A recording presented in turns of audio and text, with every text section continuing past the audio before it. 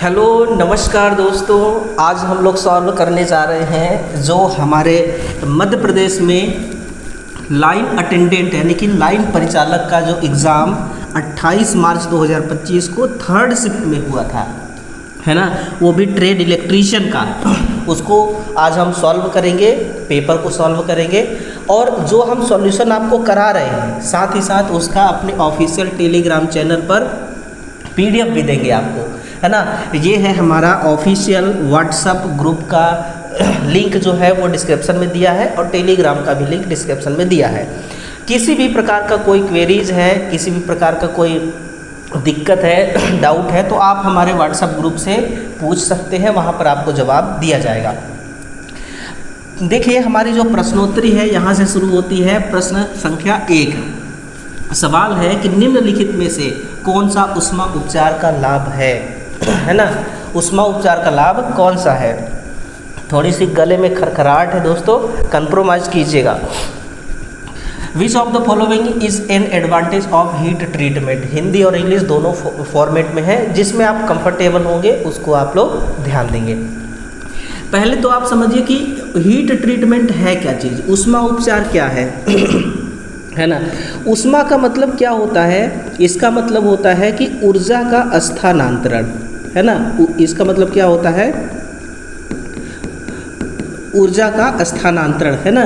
जैसे कि आप समझिए कि लोहार खाने में लोहा को गर्म किया जाता है और हथौड़े से उस पर चोट मारा जाता है। जब हथौड़े से चोट मारा जाता है तो उसका अलग अलग आकार बन जाता है।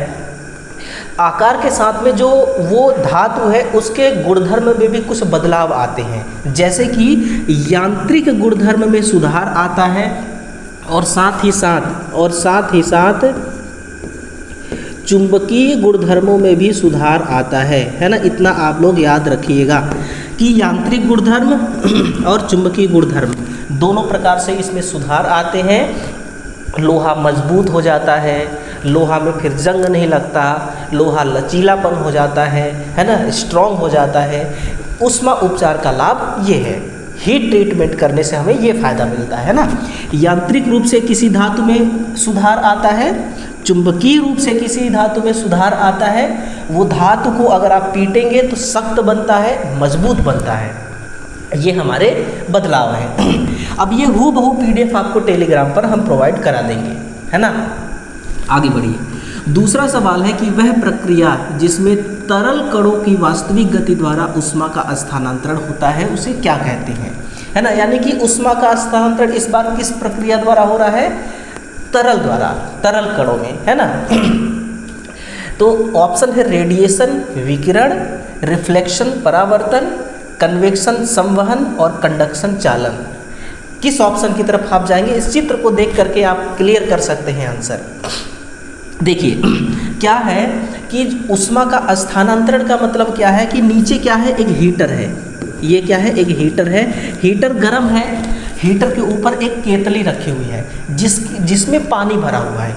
आप एक बात को हमेशा याद रखना कि जब पानी गर्म होता है तो एक बुलबुला का रूप ले लेता है। वो बुलबुला क्या करेगा, अब पानी गर्म है और गर्म पानी से बुलबुला उत्पन्न हो रहा है तो वो बुलबुला हल्का हो जाता है, हल्का होकर के वो ऊपर उठेगा।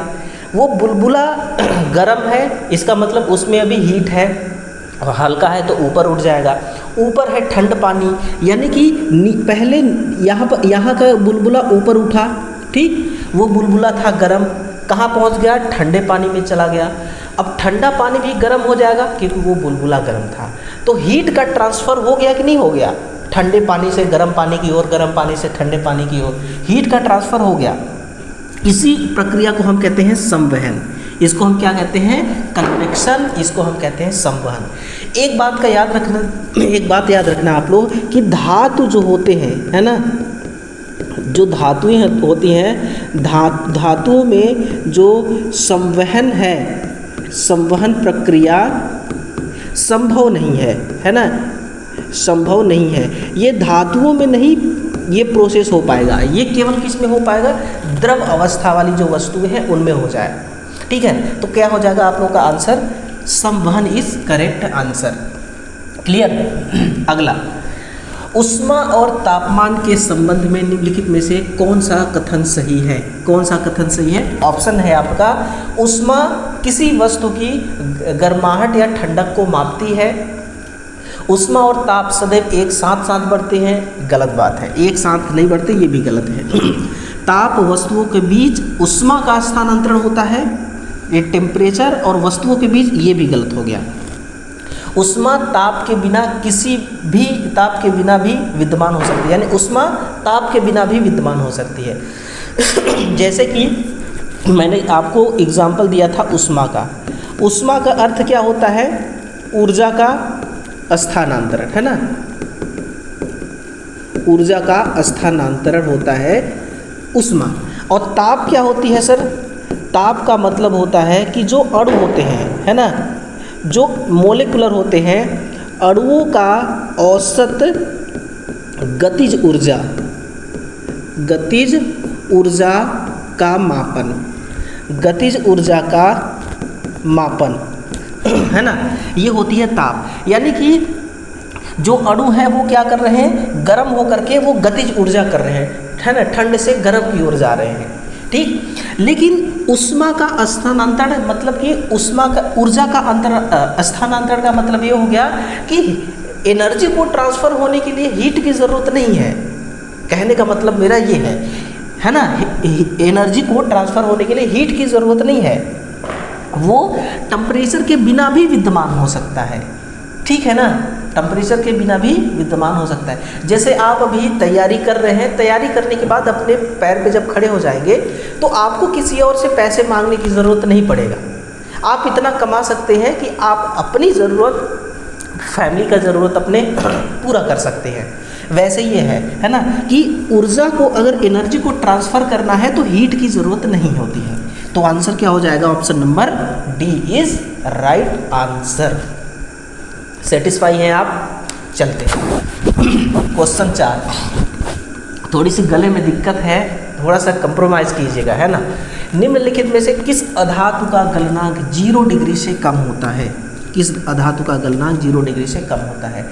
देखिए सर, अधातु हम किसी को कब कहते हैं? अधातु किसी को कब कहते हैं? जब किसी भी धातु के, किसी भी वस्तु के अंतिम कक्षा में इलेक्ट्रॉनों का संख्या कैसा होता है? जो अपना अष्टक कंप्लीट नहीं कर पाता। जैसे कि इसका आंसर मैं पहले ही आपको बता दे रहा हूँ कि ब्रोमीन होगा। अब ब्रोमीन का परमाणु संख्या कितना होता है? बताइए ज़रा एक बार कमेंट में। इसका एटॉमिक नंबर कितना होता है? 35 होती है कि नहीं? 35। अब देखिए, इसका पहले कक्षा में कितने इलेक्ट्रॉन होंगे? 2 होंगे, है ना। ये 1 इलेक्ट्रॉन 2, पहला कक्षा, ये दूसरा कक्षा, ये तीसरा कक्षा और ये चौथा कक्षा, है ना। हम यहाँ से इलेक्ट्रॉन को देख रहे हैं। पहले कक्षा में 2 इलेक्ट्रॉन होगा, ठीक है, और दूसरे कक्षा में कितने होगा? 8। 1 2 3 4 5 6 7 और 8 इलेक्ट्रॉन। और तीसरे में होगी 18 इलेक्ट्रॉन। 2 3 4 5 6 7 8 9, है ना, 10 11 इलेक्ट्रॉन, 12 13 14 15 16 17 18 इलेक्ट्रॉन हो गए। कितना बच गया? 35 में से कितना बच गया? 2 8, देखिए 18 और 2 20, 8 28, 28 7 35 हो गया। तो अंतिम कक्षा में कितने इलेक्ट्रॉन बचेंगे? 7 इलेक्ट्रॉन बचेंगे। और 7 इलेक्ट्रॉन का अष्टक नहीं बनता। अष्टक बनने के लिए 8 इलेक्ट्रॉन चाहिए, तब ये एक बॉन्ड बना पाएंगे, यानी कि इनका बॉन्ड नहीं बन पा रहा है, इसीलिए इसमें से करंट फ्लो नहीं हो पाएगा। अब जब करंट फ्लो नहीं हो पाए तो उसको हमने क्या नाम दे दिया? अधातु। इसीलिए ब्रोमीन क्या है? अधातु है, और जिसका गलनांक कितना है? 0 डिग्री सेंटीग्रेड, ठीक है ना। ये क्या होता है? ये कमरे के तापमान पर ये द्रव अवस्था में होता है। किस अवस्था में? अगर एग्जाम में पूछे, द्रव अवस्था में होता है ना। कमरे के तापमान पर द्रव अवस्था में ये होता है ना, द्रव अवस्था में होता है। और दूसरा है आप लोग का यहाँ से देखिए, आयोडीन। तो आयोडीन का जो टेम्परेचर होता है वो आयोडीन का टेम्परेचर होता है I think 113.7 degree centigrade iodine का होता है। अब फास्फोरस तो कई प्रकार के फास्फोरस हैं, सभी का तो याद नहीं है मुझे, लेकिन एक आध दो को बता सकता हूँ मैं। सफ़ेद अगर फास्फोरस है ना, सफ़ेद कलर का, तो उसका होता है 44 डिग्री सेंटीग्रेड। और लाल वाले फास्फोरस का होता है आपका 280.5 डिग्री सेंटीग्रेड। ये इनका क्या है, ये इनका है आप लोगों का टेम्परेचर, गलनांक, है ना। और सल्फ़र का तो मुझे अभी ध्यान नहीं है, आई थिंक 115 के करीब होता है ना, 115.5 डिग्री सेंटीग्रेड ऐसे ही होता है सल्फ़र का अपना। तो अधातु कौन है, ये अधातु है। अब आयोडीन, फास्फोरस, सल्फ़र, इस सब का अगर एटॉमिक नंबर आपको पता होगा तो आप निकाल सकते हैं कि इसमें से, इन तीनों में से और कौन सा अधातु है ना। निकाल करके ज़रूर देखना और कमेंट करके मुझे बताना। तो आंसर चौथे का हो गया डी, है ना, डी आंसर है, ये वाला आंसर है, इसको मत मान लेना। क्लियर। आगे अगला सवाल है कि स्पर्श क्षमता के जोखिम को कम करने के लिए निम्नलिखित में से कौन सी प्रथा सर्वाधिक प्रभावी है। मतलब कि जो हमारी ये होती है ना टच पोटेंशियल की बात करी जा रही है। सबसे पहले तो आप समझिए टच पोटेंशियल किसको कहते हैं, यानी कि स्पर्श विभव। ये जो हमारी स्पर्श विभव है ये क्या चीज़ होती है। स्पर्श विभव का मतलब होता है कि जब कोई व्यक्ति, है ना, जब कोई व्यक्ति अलग अलग दो वस्तुओं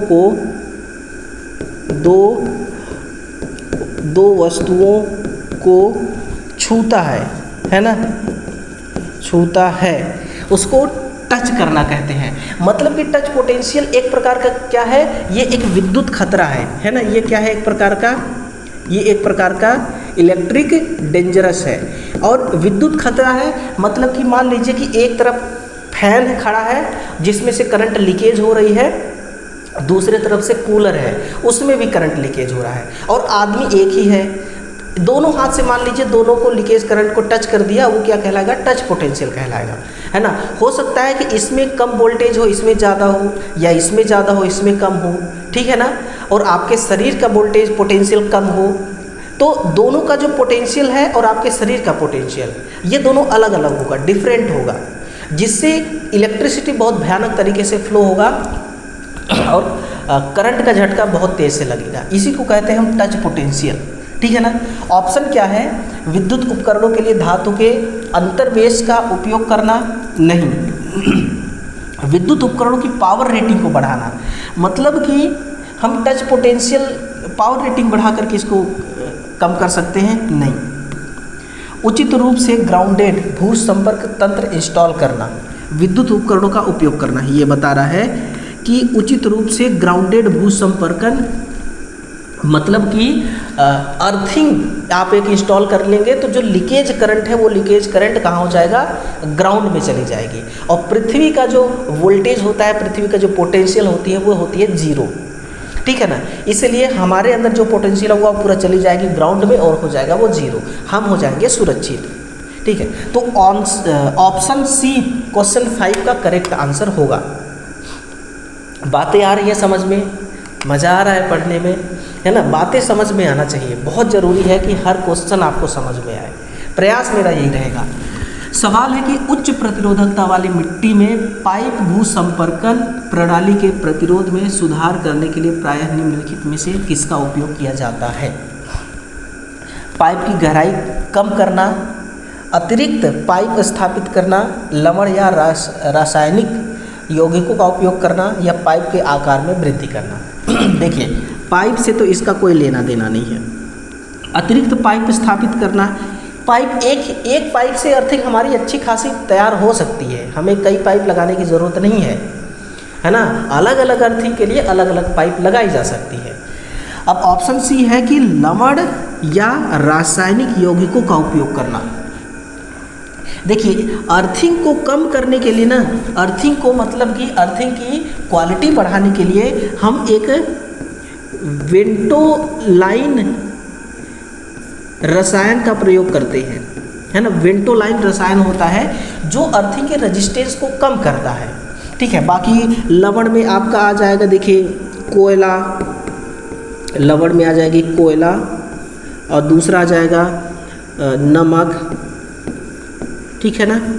वही नमक, कोयला, चारकोल यही होते हैं, और पानी, इन सभी का क्या है मिश्रण, एक लवण तैयार हो जाएगा। और रासायनिक यौगिक क्या हो जाएगा वेंटोलाइन रसायन।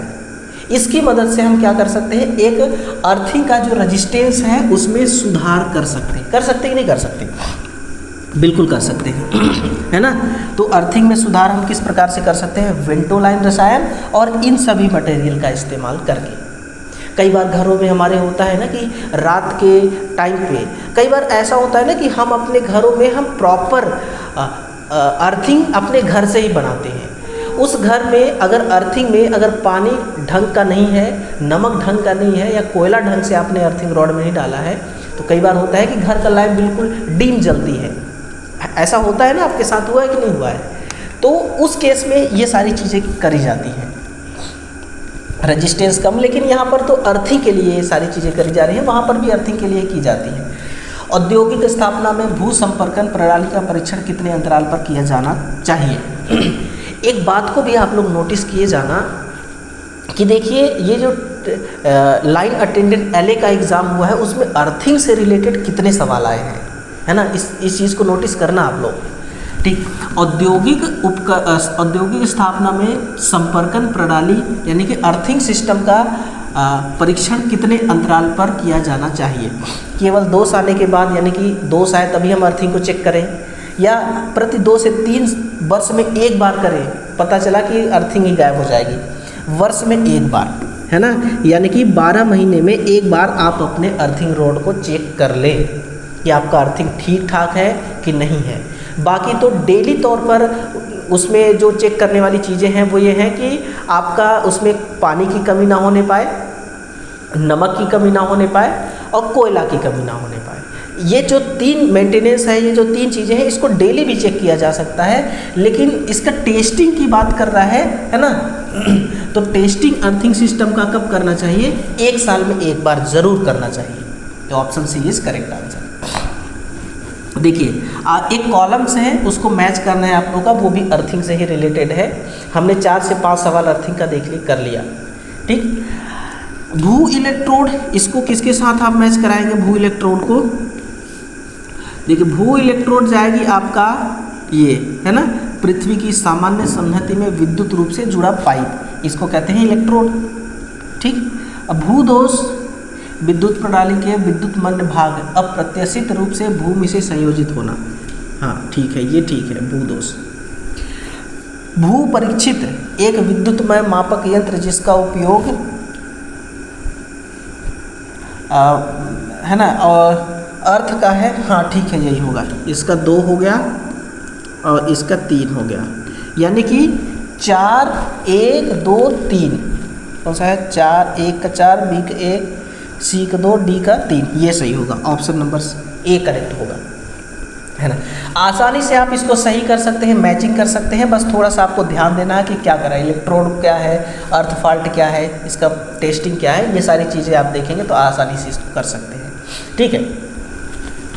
डीसी शंट मोटर में आर्मेचर और क्षेत्र कुंडलन किस प्रकार जुड़े होते हैं। अब दिमाग की घंटी बजेगी आप लोगों की, क्योंकि डीसी मोटर से रिलेटेड सवाल स्टार्ट हो चुके हैं। शंट मोटर है, आर्मेचर और फील्ड वाइंडिंग किस प्रकार जुड़े होते हैं ये बताना है आपको। अब आप यहाँ से ये देखिए, यहाँ पर आप लोगों का ये क्या है, यहाँ पर फील्ड वाइंडिंग है, शंट फील्ड वाइंडिंग है ना। यहाँ पर क्या है, शंट फील्ड वाइंडिंग, और ये डीसी सोर्स, ये है आपका आर्मेचर, ये क्या है आर्मेचर। अब देखिए यहाँ पर आर्मेचर है और ये है, यहाँ पर शंट फील्ड रेजिस्टेंस होगा, शंट फील्ड का करंट चलेगी, शंट फील्ड वाइंडिंग है ये, ठीक है ना। अब देखिए ये बोलता है कि दोनों कुंडलन आर्मेचर और फील्ड कि कैसे जुड़े होते हैं, तो सिंपल सी बात है ना, समांतर में जुड़े होते हैं। ठीक है, समांतर यहाँ से यानी कि सप्लाई आई, ये जो करंट आया, ये करंट आया, करंट यहाँ से दो पार्ट में बढ़ जाएगा, दो पार्ट में बटा कि नहीं बटा, है ना। कुछ करंट चली जाएगी आर्मेचर के पास और कुछ करंट चली जाएगी फील्ड रेजिस्टेंस के पास। ये फील्ड रेजिस्टेंस जो होता है ना, इसका रेजिस्टेंस का मान अधिक होता है। क्यों?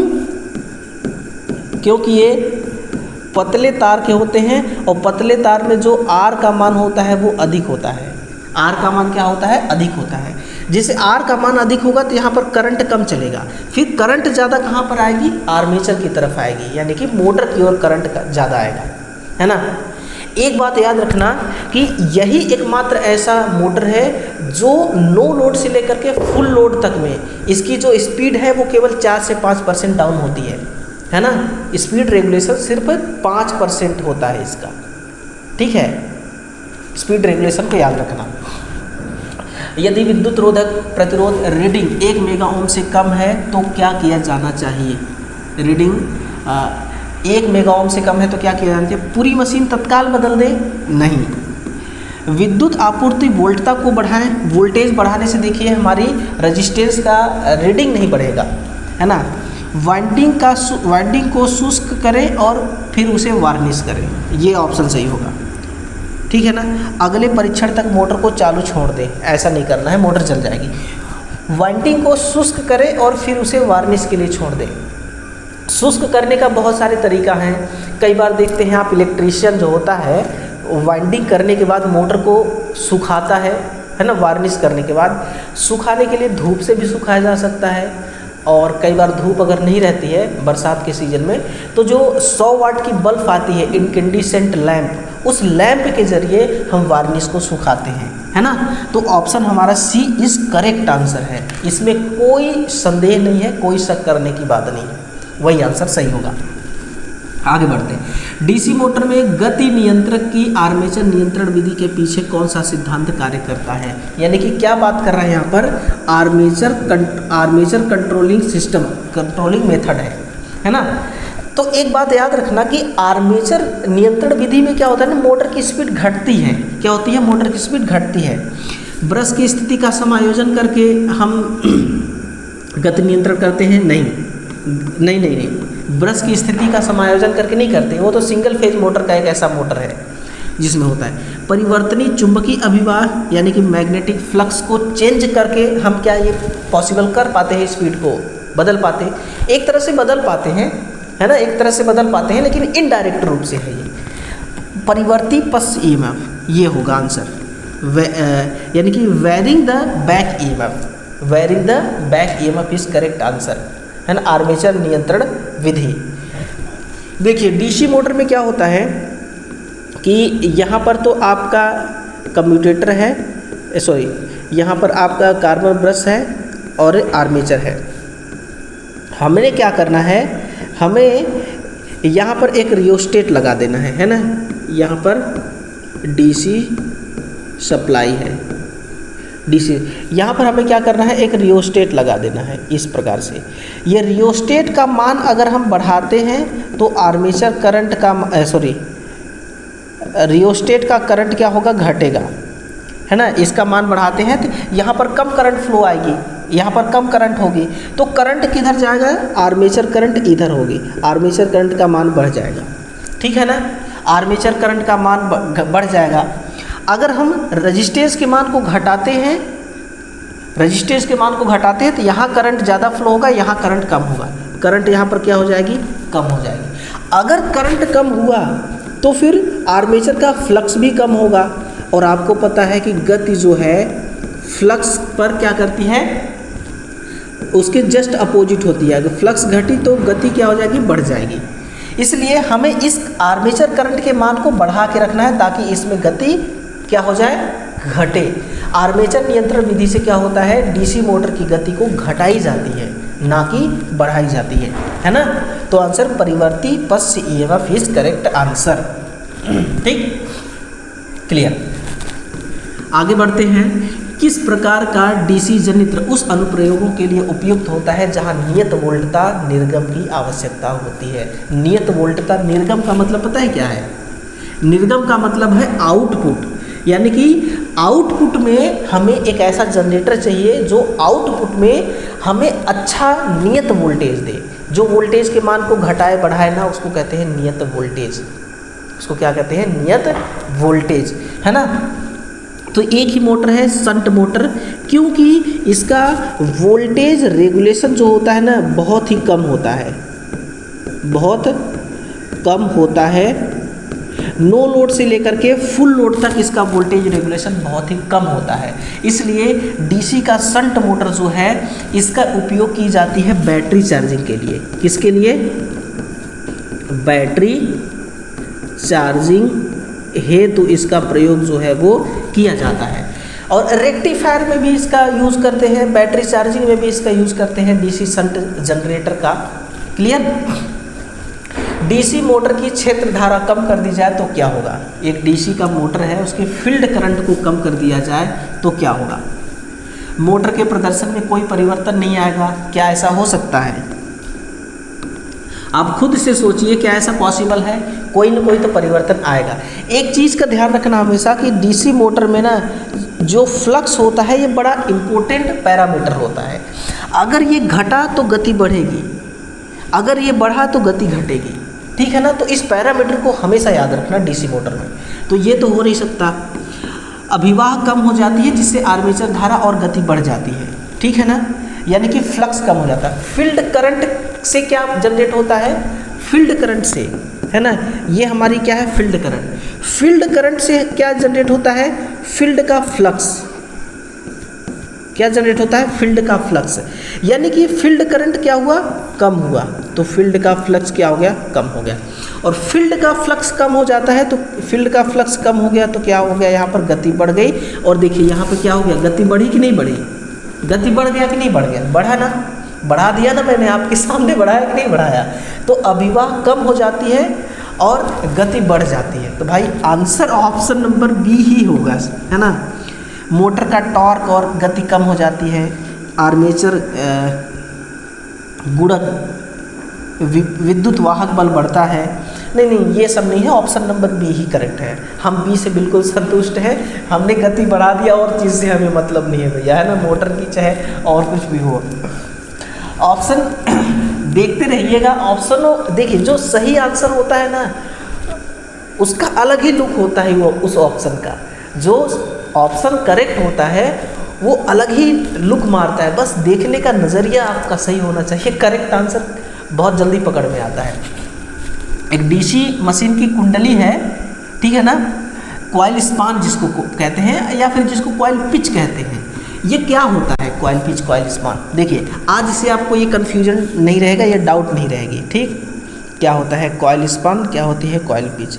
अभी ये देखिए, मोटर के अंदर जो स्लॉट होती है वो हूबहू स्लॉट मैंने आपको बना के दिखा दिया यहाँ पर। इन दोनों के बीच में, है ना, इन दोनों के बीच की दूरी को हम क्या कहते हैं? कॉइल स्पान, है ना। इसको हम क्या कहते हैं? Coil span. इसी को कहते हैं कुंडली विस्तृत, है ना। तो दो स्लॉट के बीच का जो दूरी होता है वही कुंडली विस्तृत या कॉइल स्पान कहलाती है, ठीक है ना। उसी को हम क्या कहते हैं? Coil span. ये क्या है? इसको हम कहते हैं कनेक्शन लीड। ये हमारी कहलाती है कनेक्शन लीड। अगर इसका नाम दे दें S1 और S2 तो ये दो कनेक्शन के लीड हो गए और ये हो गया हमारा कॉइल स्पान। तो मशीन में आर्मेचर स्लॉट की कुल संख्या से तो हमें कोई लेना देना ही नहीं है, इसलिए ये हो गया गलत। ध्रुव द्वारा विभाजित किए गए कुल स्लॉट से मतलब नहीं है, एक भी स्लॉट हो जाए तो भी हमारा काम चल जाएगा। कुंडली में दो किनारों के बीच आर्मेचर स्लॉट, देखिए ये आर्मेचर के स्लॉट है, दो किनारों के बीच अथवा चालक के संदर्भ में मापी गई दूरी, यही ऑप्शन हमारा सही लग रहा है। कुंडली का विस्तृत ध्रुवों की संख्या के संदर्भ में दूरी, ये होगा गलत। देखिए ये सही आंसर नहीं होगा, ये हो जाएगा गलत। तो ऑप्शन कौन सा सही हो गया? Option number C is correct answer. DC machine में, ठीक है, गंदा है, तैली है या मलिन है कम्यूटेटर, उसको ठीक करने के लिए क्या किया जाना चाहिए? आपके पास एक मान लीजिए कि मशीन आया डीसी का, उसमें कम्यूटेटर है पूरी तरह से गंदा पड़ा हुआ है ना, उसमें तेल लगा हुआ है, डस्ट लगा हुआ है, ठीक है, कचरा लगा हुआ है, उसको आपको साफ़ करना है तो क्या करेंगे? अब तो मार्केट में क्लीनर आ गया है ना, कॉन्टैक्ट क्लीनर। मार्केट में क्या आ गया है इसको साफ़ करने के लिए? Contact cleaner. तो इस कॉन्टैक्ट क्लीनर के ज़रिए भी आप इसको साफ़ कर सकते हैं। पहले क्या होता था, डीजल के ज़रिए साफ़ कर दिया जाता था, अब भी कहीं किया जाता है, लेकिन डीजल के ज़रिए साफ़ करना ये ठीक बात नहीं है।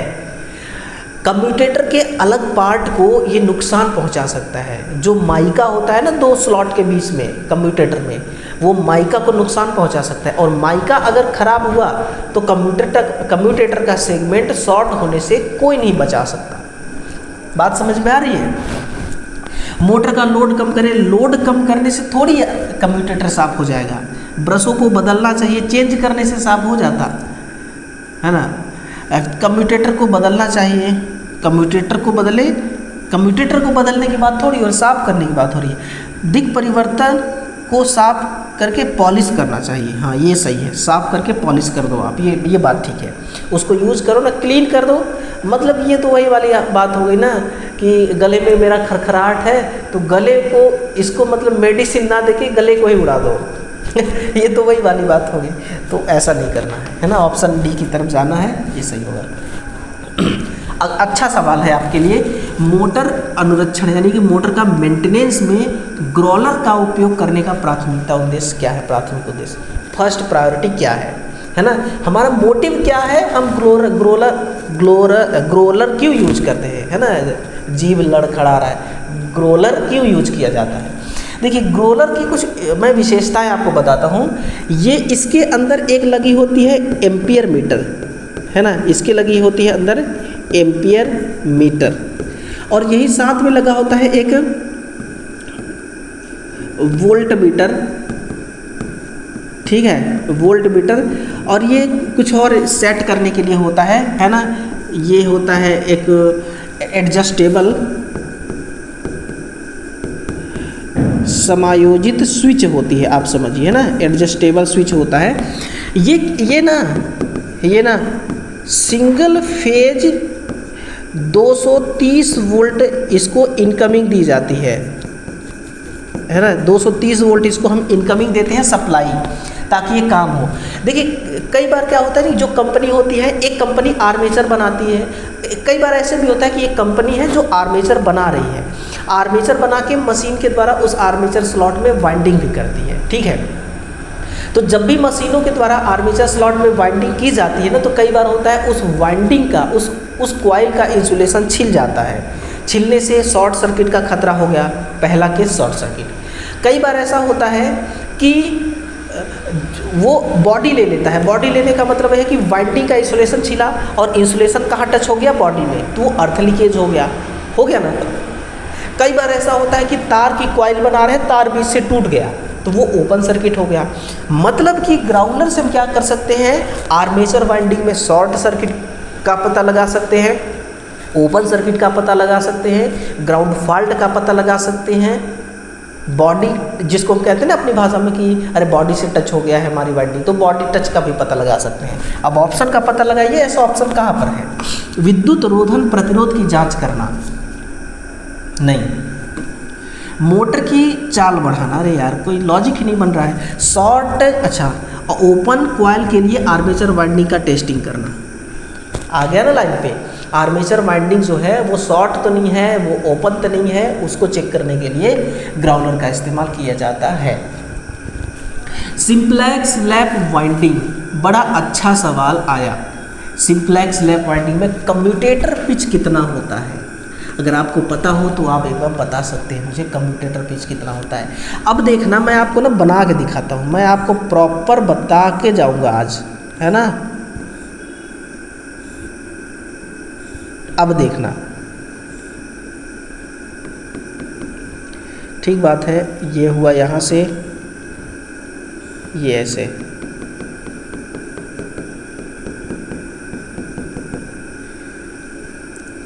अब एक यहाँ से आएगी, है ना, एक यहाँ से, ताकि यहाँ निकल आए। तो अब आप यहाँ से देखना, एक ये देखना। अब मैं इसको अलग कलर से करूँगा, ये सारी चीज़ें समझाऊंगा दोस्तों, ठीक है ना। अब देखिए, इन दोनों के बीच की दूरी को हम कहते हैं बैक पिच। बैक पिच, ये है हमारी रियर पिच और ये है हमारी फ्रंट पिच। ये हमारी फ्रंट पिच। आप एक बात को हमेशा ध्यान रखना, सिंप्लेक्स लैप वाइंडिंग में कम्यूटेटर पिच कितना होता है। ये सिंप्लेक्स लैप वाइंडिंग है, कम्यूटेटर पिच कितना है, 1। आप देख सकते हैं जब भी ब्रश घूमता है तो वो एक बार में 2 कम्यूटेटर सेगमेंट से कांटेक्ट बनाता है, ठीक है ना। एक बार में 2 कम्यूटेटर सेगमेंट, यानी कि वो कहाँ पर रहेगा, वो ब्रश यहाँ पर रहेगी, यहाँ पर, जिसमें से ये वाला भी सेगमेंट, ये वाला भी सेगमेंट इसके टच में है और ये वाला भी सेगमेंट इसके टच में है, ठीक है ना। कम्यूटेटर पिच का मान कितना होता है, तो 1 होगा। देखिए सिंप्लेक्स लैप वाइंडिंग में, है ना, सिंप्लेक्स लैप वाइंडिंग में कम्यूटेटर पिच कितना होता है, फर्स्ट पिच के बराबर 1 सेगमेंट के बराबर, यही आंसर होगा आपका। 1 सेगमेंट के बराबर आपका कम्यूटेटर पिच हो जाएगा। ऐसे सवालों में ज़्यादा समय नहीं लगाना है हम लोग को। न्यूट्रल बिंदु वाले स्टार कनेक्टेड संतुलित लोड में शक्ति को कैसे मापा जाता है। आप कहो तो मैं डायग्राम बना के बताऊँ, है ना। ये हमारी आर वाइंडिंग है, ठीक है, बीच से न्यूट्रल निकालेंगे ना, वाई वाइंडिंग है और ये हमारी बी वाइंडिंग है। नाम लिख देता हूँ आर, वाई और बी, ठीक है। इसमें हम एक वाट मीटर कनेक्ट करेंगे। इसमें हम क्या करेंगे, एक वाट मीटर, है ना। वाट मीटर में सीसी और पीसी 2 कॉइल होते हैं, आपको पता है ना, है ना। ये हो गया, ये सारे लीड हमारे निकल गए। हम इसको न्यूट्रल से कनेक्ट करेंगे, फिर वाई से भी कनेक्ट करेंगे। यहाँ पर हमें एक प्रतिरोध आर लगाना है, ठीक है।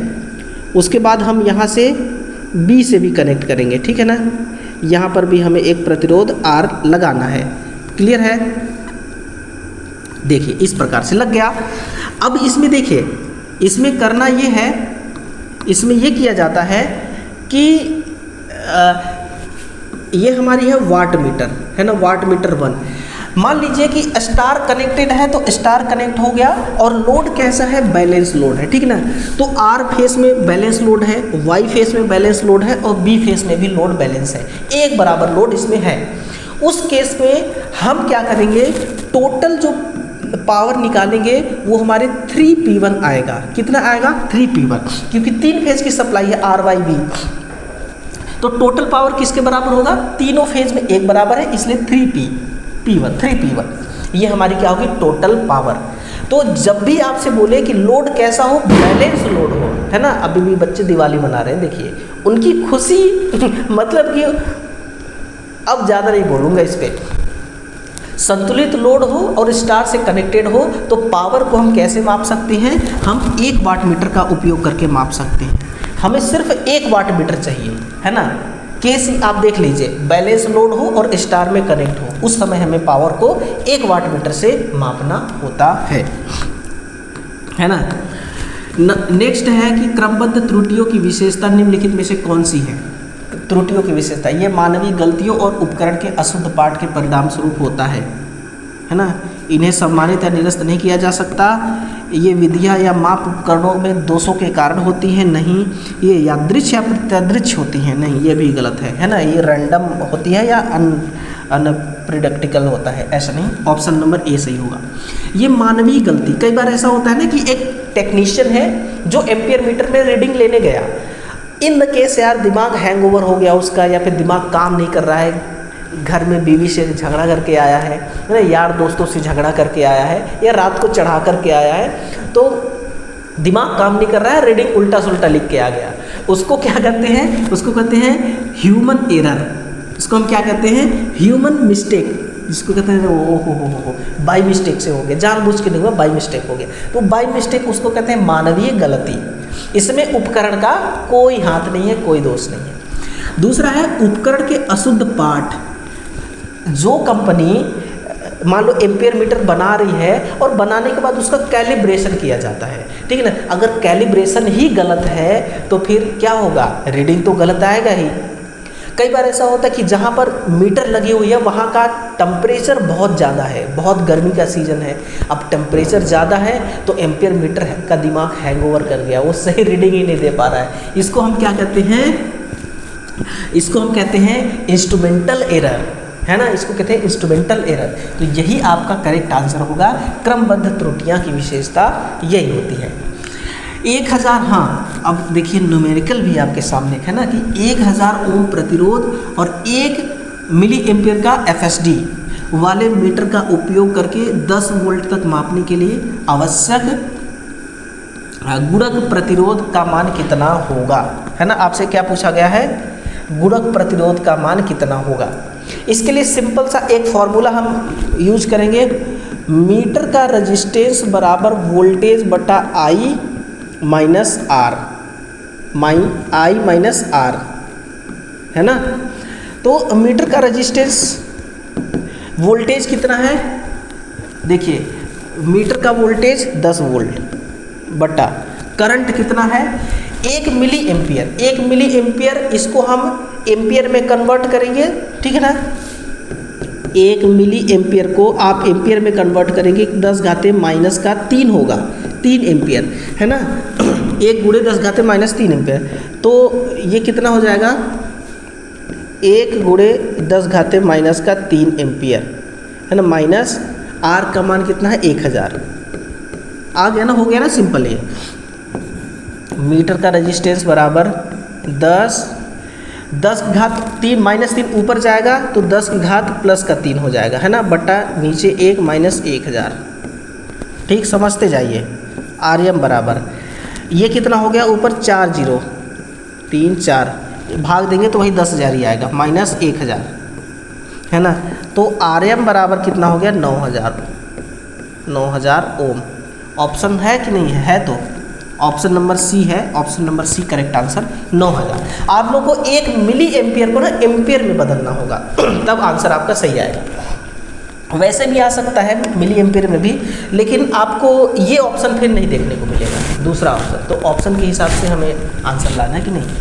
अगला सवाल है कि DC मीटर और AC मीटर का अंशांकन करने के बीच क्या अंतर है ना। What is the difference between calibration a DC meter and AC meter. DC meter को वर्ग तरंग यानी कि स्क्वायर वेव का उपयोग करके अंशांकित किया जाता है।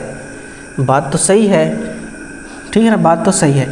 AC मीटर को नियत DC नहीं, AC को DC नहीं दे सकते। AC मीटर को DC साइन वेव और RMS मानों का उपयोग करके अंशांकित की जाती है, ये भी सही है।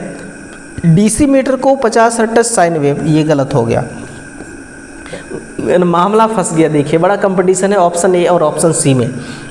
DC मीटर को हम साइन वेव का उपयोग करके अंशांकित करते हैं, ठीक है। AC मीटर को 50 से 60 हर्ट्ज साइन वेव देते हैं और RMS मानों का उपयोग करके अंशांकित की जाती है। यानी कि ये एक अधूरा है, ये आपका पूरा है, लेकिन बच्चे मानेंगे नहीं, इसमें लगाएंगे ऑब्जेक्शन, इसमें लगाएंगे ऑब्जेक्शन, क्योंकि बात तो ये भी ठीक है, बात तो ये भी ठीक है, लेकिन पूरी बात कौन कर रहा है, ऑप्शन नंबर सी पूरी बात कर रहा है, ये अधूरी बात कर रहा है ना। चुंबकन की प्रेरण विधि में कुंडली के अंदर लौह क्रोड की क्या भूमिका होती है। भाई लौह क्रोड की क्या भूमिका होती है, आयरन की रॉड होती है, उसी रॉड में हम क्या करते हैं, कॉइल लपेटते हैं मैग्नेट बनाने के लिए।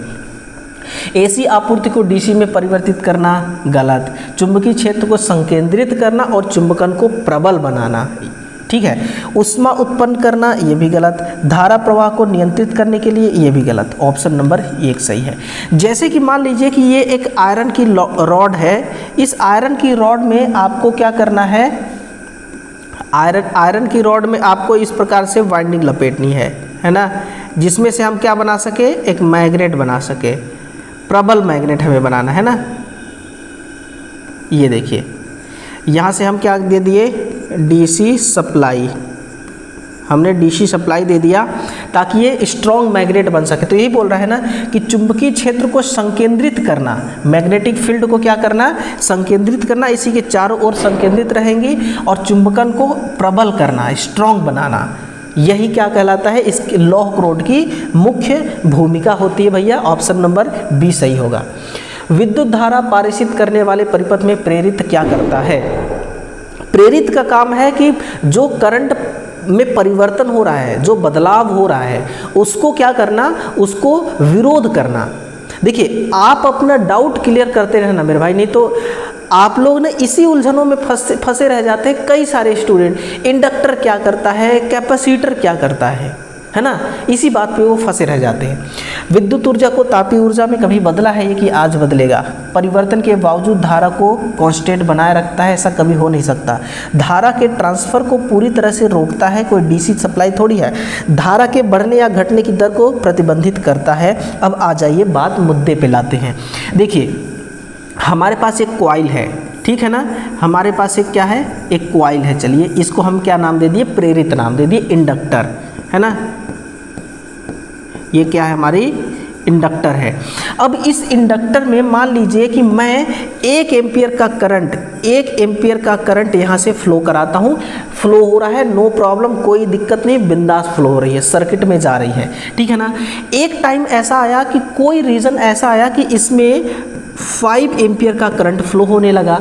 अब 5 एम्पियर का करंट फ्लो होगा तो मान लीजिए कि यहाँ पर अगर कोई लोड कनेक्ट है ना इस सर्किट में, तो वो तो ख़राब हो जाएगा, जल जाएगा ना। तो उस केस में क्या होगा कि इंडक्टर क्या करता है, करंट का मान जैसे बढ़ा तो यहाँ पर एक चुंबकीय क्षेत्र उत्पन्न हो जाता है। क्या होता है, यहाँ पर एक मैग्नेटिक फील्ड जनरेट हो जाती है ना। ये मैग्नेटिक फील्ड क्रिएट हो गया। मैग्नेटिक फील्ड जब जनरेट होता है तो ये मैग्नेटिक फील्ड कैसा है, एसी वाला है, इसलिए ये परिवर्तित हो रहा है, बदल रहा है, घट रहा है, बढ़ रहा है, एक बार पॉजिटिव में एक बार निगेटिव में जा रही है। तो मैग्नेटिक फील्ड कैसा है, कांस्टेंट नहीं है, ये चेंज हो रहा है। तो यहाँ पर चेंज होने की वजह से लेंज का नियम लागू हो जाएगा। लेंज का नियम, किसका नियम यहाँ पर लागू हो जाएगा, लेंज का नियम, या फिर विद्युत चुंबकीय प्रेरण का सिद्धांत लागू हो जाएगा। विद्युत चुंबकीय प्रेरण का सिद्धांत, जिस सिद्धांत पे मोटर हमारी काम करती है ना। तो यहाँ पर बैक ईएमएफ जनरेट हो जाएगा। क्या होगा, बैक ईएमएफ। इस बैक ईएमएफ का डायरेक्शन ना, ये जो करंट फ्लो हो रहा है उसके डायरेक्शन से अपोजिट होगा। और जब अपोजिट होगा तो क्या होगा, यहाँ पर ये करंट जो मैक्सिमम फ्लो हो रहा है 5 एम्पियर, इसको विरोध करने की कोशिश करेगा, इसको कम करने की कोशिश करेगा और कम करके 1 एम्पियर तक ले आएगा। इस प्रकार से जब धारा बढ़ती है तो ये केस होता है। इसी में आप समझिए कि धारा घटती है तो क्या होगा, जब धारा घटती है ना तो ये जो बैक ईएमएफ का डायरेक्शन है ना, और एक फ्लो हो रही है 5 एम्पियर करंट की डायरेक्शन, दोनों का डायरेक्शन एक हो जाता है। और एक होने की वजह से जो करंट कम हुआ है, ये बैक ईएमएफ कोशिश करता है कि उस करंट को हम नियत बनाए रखें, नियत बनाने का प्रयास करता है ना। तो ये टोटल माजरा है। और आप मुझसे कहेंगे कि ये इंडक्टर जो है ना, किस रूप में करंट को स्टोर करता है, तो ये चुंबकीय क्षेत्र के रूप में, है ना, चुंबकीय क्षेत्र के रूप में ये क्या करती है, आवेश को, ऊर्जा को संग्रहित करती है। ऑप्शन नंबर डी आपका सही है। 24 है, किसी संधारित्र में आवृत्ति बढ़ाने पर धारिता प्रतिघात, जिसको हम क्या कहते हैं, XC कहते हैं, इस पर क्या प्रभाव पड़ता है, XC पर क्या प्रभाव पड़ता है। आपको पता होगा ना, XC बराबर 1/2 पाई FC। क्या बोला जा रहा है, XC का मान बढ़ाया गया हमने, ठीक है भाई, XC का मान हमने बढ़ा दिया, क्या घुस रहा है अंदर, XC का मान बढ़ा दिया तो आवृत्ति F पर क्या प्रभाव पड़ेगा, F कम हो जाएगी, है ना, यह घटता है, क्या हो जाएगा, ये घट जाएगा। अब 2 सवाल आगे देखिए इसी पर, कैपेसिटर की धारा को दोगुनी कर दी जाए तो XC क्या होगा, अभी बताता हूँ क्या होगा। अब देखना, XC बराबर 1/2 पाई FC, ठीक है ना। ये फर्स्ट केस है, ये किस केस में है, फर्स्ट केस। सेकेंड केस क्या होगा, XC बराबर 1/2 पाई F 2C हो गया, यहाँ पर क्या हो गया, 2C, है ना, यहाँ पर क्या हो गया, 2C हो गया कि नहीं हो गया, क्योंकि ये बढ़ गया कैपेसिटर का बढ़ गया, 2 गुना हो गया, ठीक है ना। अब हम इसको क्या कर सकते हैं, इसको हम कर सकते हैं यहाँ से 2 निकाल करके अगर कॉमन ले 1/2 हो जाएगा, ठीक है ना। तो 1/2 पाई एफ सी फिर हो गया 1/2 पाई एफ सी। तो कुल मिलाकर के ये अगर इसको आप काट देंगे तो बचेगा क्या, एक्स सी बराबर 1/2, यानी कि कितना हो गया, फाइनल आंसर क्या आया, फाइनल आंसर आया ये आधा हो जाएगा। समझ में आया कि बस ऊपर ही ऊपर से निकल गया ना। वीडियो को दोबारा पॉज करके देख लो आप। यदि एक विद्युत अपघटनीय संधारित्र को उत्क्रम ध्रुवता, आपको पता है ना कि इलेक्ट्रोलाइट जो कैपेसिटर होता है उसके वो पोलरिटी प्रकार के होते हैं, उसके 2 टर्मिनल होगा, एक पॉजिटिव एक निगेटिव, और जब कनेक्शन आपको करना होगा तो पॉजिटिव निगेटिव का विशेष तौर पर ख्याल रखना होगा, है ना, नहीं तो शॉर्ट हो जाएगी, ठीक है। तो ये बोल रहा है कि उत्क्रम यानी कि हमने ख्याल नहीं रखा, प्लस को माइनस जोड़ दिया, माइनस को प्लस से जोड़ दिया, तो उस केस में मुख्य रूप से क्या होगा, संधारित्र अत्यधिक गर्म हो जाएगा जिससे परिपथ विफल हो जाएगा। हाँ, ये हो सकता है। धारिता मान बढ़ जाएगा, नहीं, धारिता का मान नहीं बढ़ेगा। एनोड पर ऑक्साइड परत टूट जाएगी, संधारित्र सामान्य रूप से कार्य करेगा, ये भी नहीं होगा, ये बाद में होगा, पहले ये होगा। एनोड पर ऑक्साइड परत टूट जाएगी, ऑक्साइड लेयर के टूटने से क्या होगा, ऑक्साइड लेयर के टूटने से तब ये शॉर्ट सर्किट का केस आएगा, है ना, दोनों टर्मिनल शॉर्ट हो जाएंगे, और शॉर्ट होते ही अत्यधिक यानी कि मैक्सिमम कैपेसिटर हीट हो जाएगा, और हीट होने से कैपेसिटर ब्लास्ट भी हो सकती है, फूट भी सकती है, फिर सर्किट हमारी चाहे क्लोज हो जाए, चाहे सर्किट भी उड़ जाए, चाहे सर्किट भी जल जाए, है ना। लेकिन फर्स्ट केस क्या आएगा, एनोड पर ऑक्साइड का लेयर टूट जाएगा जो एक इंसुलेटर का काम करता है ना। तो आंसर ये होगा। श्रेणी परिपथ में 30 ओम का प्रतिरोध, 40 ओम का कैपेसिटिव इंडक्टर, ये कैपेसिटिव रिएक्टेंस, सर्किट की टोटल इम्पीडेंस ज्ञात करिए। Z बराबर √R² प्लस XC², ठीक। Z बराबर √R कितना है, 3 है, 3 त्रिकाई 9 यानी कि 900 प्लस 4 चौके 1600, ये हो गया, है ना। ये कितना हो गया, 16 9 2500। अब इसका रूट आप निकालेंगे तो ये है 50 का, तो आंसर क्या हो जाएगा, 50 option number A correct answer. ऐसे सवाल तो बस देखते ही आप कर सकते हैं। संधारित्र एसी धारा को गुजरने देता है और डीसी धारा को रोक देता है, ऐसा क्यों होता है। यानी कि लाइन अटेंडेंट का एग्ज़ाम में एग्जामिनर ने आपका पूरा दिमाग निचोड़ लिया है ना। वो देखना चाहता है कि आप टेक्नीशियन बनने के लायक हैं कि नहीं है। अब देखिए कैपेसिटर को बहुत उन्होंने रगड़ा हुआ है, यहाँ पर बोला है कि एसी को ये पास होने देता है लेकिन डीसी को ये ब्लॉक कर देता है। रीज़न तो बता दो एक बार। देखिए कैपेसिटर इस प्रकार का होता है, 2 प्लेट, है ना। एक होता है मान लीजिए एनोड पॉजिटिव और एक होता है कैथोड। इसके बीच में क्या होता है, मान लीजिए कि कोई माध्यम है ना, इसके बीच में कोई माध्यम है, ये हमारा क्या हो गया, एक माध्यम कुछ भी हो सकता है, हवा हो सकता है, माइका हो सकता है, सिरेमिक हो सकता है, कुछ भी हो सकता है, ठीक है ना। अब यहाँ से ये होता है कि जब एसी सप्लाई इसको हम देते हैं तो एसी का साइन वेव कैसा होता है ना। एसी का साइन वेव ऐसा होता है, यानी कि ऊपर पॉजिटिव चलता है साइन वेव, नीचे निगेटिव साइन वेव चलती है। कैपेसिटर का क्या काम है, इसका काम है कि विद्युत क्षेत्र, है ना, ऊर्जा के रूप में ये क्या करती है, स्टोर करना। यही इसका काम होता है कैपेसिटर का, विद्युत क्षेत्र को यानी ऊर्जा को, एनर्जी को विद्युत क्षेत्र के रूप में स्टोर करती है, ठीक है ना। अब पॉजिटिव एसी सप्लाई हमने दिया, पॉजिटिव साइन आया तो ये क्या किया, चार्ज को स्टोर कर दिया, ठीक है। जब निगेटिव साइन आया तो अब निगेटिव साइन में तो न्यूट्रल है, कोई करंट नहीं है, तो ये फिर से डिस्चार्ज हो गया। अब इसका काम है चार्ज स्टोर करना, तो अगले ही पल ये फिर से इसका वेव पॉजिटिव में जाएगा तो ये फिर से चार्ज होने लगेगा, इसका काम ही है चार्ज होना। तो ये चार्ज होती है, डिस्चार्ज होती है, और जब डिस्चार्ज होती है तभी तो दोबारा चार्ज होगा, ठीक है ना। इसलिए एसी को पास होने देता है। अब डीसी का साइन वेव कैसा चलता है, कुछ इस प्रकार से।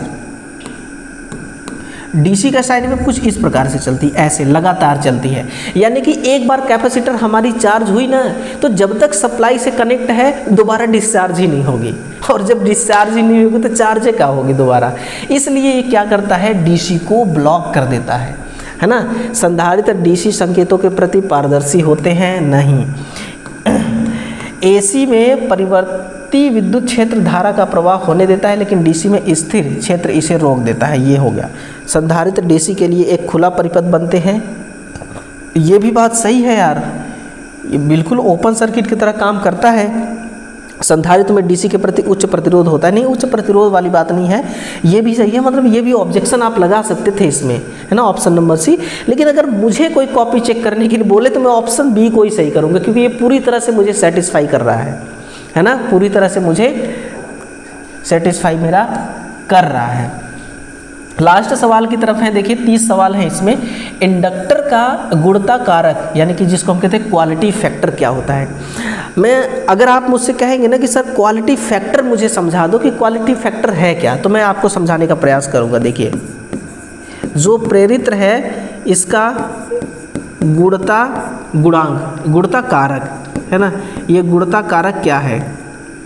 देखिए जो इंडक्टर है, इंडक्टर अपने आदर्श गुणों के करीब पहुंचना। नहीं समझ में आया। इंडक्टर क्या करता है, ये एनर्जी का लॉस कराता है, यानी कि पावर लॉस होता है इंडक्टर में, क्योंकि प्योर इंडक्टर कभी हो नहीं सकता, इसके अंदर भी कुछ ना कुछ रेजिस्टेंस होगा, उसी के कारण ये पावर का लॉस कराता है। अगर शुद्ध इंडक्टर सर्किट बन जाए तो पावर लॉस होना भी नहीं, पावर लॉस कम होने लगेगा। तो हम चाहते हैं कि हमारा इंडक्टर का क्वालिटी फैक्टर अच्छा हो, जिससे इंडक्टर के अंदर जो रेजिस्टेंस नाम का जो गुण है वो कम हो जाए, जिससे पावर हानि कम होने लगे, है ना। और इंडक्टर को आदर्श गुणों के करीब पहुंचाना ही क्वालिटी फैक्टर का काम है, क्वालिटी फैक्टर का काम है, ठीक है ना। ये होता है क्वालिटी फैक्टर। प्रेरित का भौतिक आकार से कोई लेना देना नहीं है। प्रेरित द्वारा प्रहस्तन की जा सकने वाली अधिकतम धारा, है ना, ये भी नहीं है। किसी दी गई आवृत्ति पर प्रेरणी प्रतिघात और प्रतिरोध का अनुपात है, यानी कि ये क्या है, XL/R। ये क्या है, Q बराबर XL/R। यही है आप लोग का करेक्ट आंसर। प्रेरित में संग्रहित ऊर्जा, ये नहीं होगा, ठीक है। लास्ट ऑप्शन आपके सामने ला रहा हूँ, देखिए आज का, बाकी कल करेंगे। कैपेसिटर के मुख्य घटक क्या हैं। अभी अभी मैंने बताया कि कैपेसिटर क्या होता है, बस दो इलेक्ट्रोड तो है, एक पॉजिटिव का एक निगेटिव का, है ना, और बीच में क्या है, बीच में कोई न कोई यहाँ पर माध्यम है ना, कोई न कोई यहाँ पर क्या है, परावैद्युतांक है, डाइलेक्ट्रिक है। तो यही हमारी कैपेसिटर होता है। दो इंडक्टर नहीं, एक धातु का आवरण, ये भी नहीं है, एक चालकी प्लेट नहीं, दो चालकी प्लेट, दो समांतर चालकी प्लेट और एक परावैद्युतांक, है ना। दो प्लेट हैं, ये क्या है, ये प्लेट है, ठीक है, ये परावैद्युतांक है, कोई माध्यम है, और इससे बनता है कैपेसिटर। और ये विद्युत क्षेत्र को स्टोर करता है, एनर्जी का जो हम करंट देते हैं उसका विद्युत विभव इलेक्ट्रिक पोटेंशियल, है ना। शायद तक मैंने यहाँ पर आप लोगों को विद्युत क्षेत्र ही बता दिया क्या, विद्युत क्षेत्र बताया है ना। इसको विद्युत क्षेत्र नहीं, विद्युत विभव आप लिखिएगा, विद्युत विभव, ठीक है ना। विद्युत विभव को यहाँ पर स्टोर किया जाता है। बाकी आंसर आपके सामने है, option number D is correct answer. देखिए 30 सवाल को हमने आज हल कर लिया। देखिए क्या होता है ना कि हमें इस चीज़ से मतलब नहीं है कि हम कितना ज़्यादा पढ़ लिए, हमें इस चीज़ से मतलब होना चाहिए कि आज हमने जो भी पढ़ा है ईमानदारी से उसको सही तरीके से पढ़ा है। अब ऐसे सवाल आएंगे तो हम उसको आसानी से कर जाएंगे, ये आपके लिए मायने रखना चाहिए। वरना आप 30 नहीं 300 सवाल कर लेंगे, लेकिन एग्ज़ाम में अगर उन्हीं में से सवाल आ जाए तो 3 भी सवाल आपसे ना बने तो किस काम का, किसी काम का नहीं, है ना। तो 300 सवाल का अब आप लोगों को मिलेगा इसका हमारे टेलीग्राम चैनल पर PDF, है ना। बहुत शानदार PDF मैं बनाऊंगा। तो यहाँ पर हमारे ये टेलीग्राम है ना, ये टेलीग्राम है। लिंक डिस्क्रिप्शन में लगा है, ये व्हाट्सएप है ना, ये हमारी व्हाट्सएप है, इसका लिंक डिस्क्रिप्शन में लगा है, दोनों को ज्वाइन कर लेना, ठीक है। अगले दिन फिर से हम अगला पार्ट लाएंगे इस पेपर का, क्वेश्चन नंबर 31 से 60 तक, उसको 30 सवाल अगले दिन अगले क्लास में सॉल्व करेंगे, ठीक है। तो चलिए मिलते हैं अगले सेशन में, तब तक के लिए प्यार और स्नेह बनाए रखिएगा। पूरे सेशन में बने रहने के लिए आप सभी का बहुत बहुत धन्यवाद।